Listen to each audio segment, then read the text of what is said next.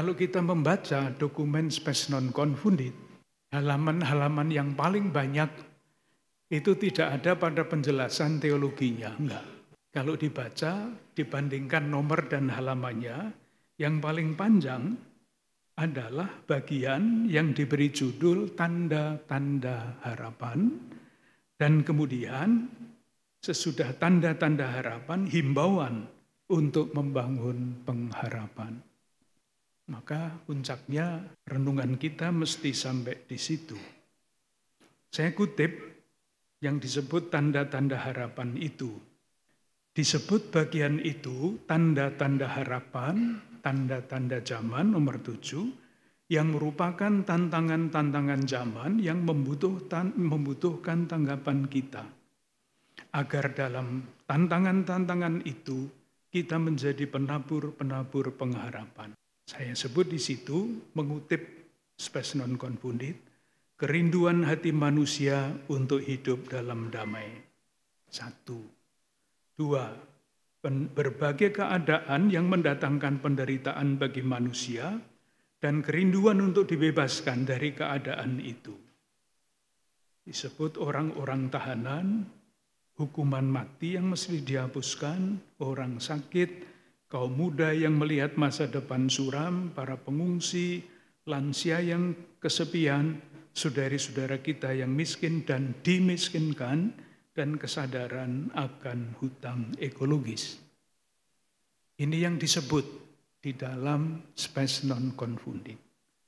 Tantangan kita adalah, kalau itu adalah tantangan-tantangan yang berlaku di seluruh dunia, maka pertanyaannya adalah tantangan-tantangan kita, tanda-tanda zaman yang perlu untuk kita tanggapi di Indonesia ini, di Keuskupan Agung Jakarta ini apa? Itu pertanyaan yang dapat kita renungkan menurut pengamatan kita dengan kacamata iman. Saya sendiri melihat bahwa yang sudah kita lakukan sejak sekurang-kurangnya tahun 2016 sampai dengan nanti tahun 2026, sadar atau tidak, itu adalah usaha kita bersama untuk menjadikan gereja dan tindakan-tindakan pelayanan yang kita siapkan itu menjadi tanda-tanda pengharapan. Dengan segala macam kekurangannya, tetapi juga dengan segala macam kesempatan untuk terus memperbanyak tanda-tanda itu.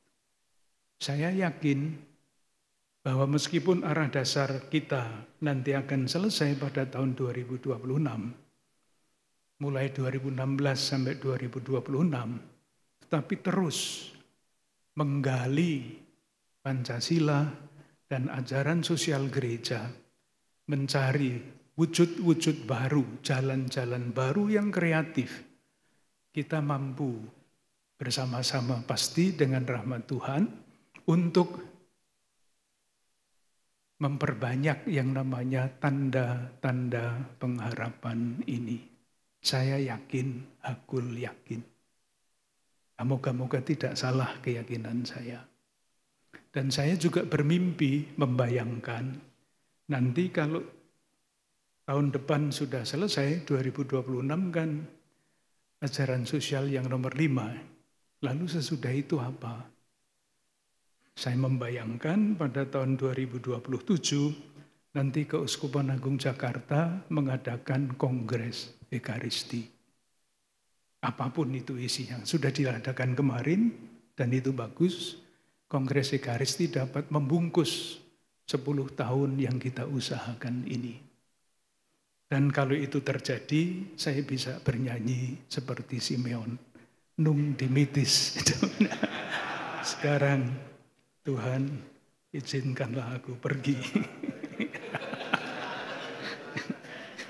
Terima kasih para Romo, selamat siang.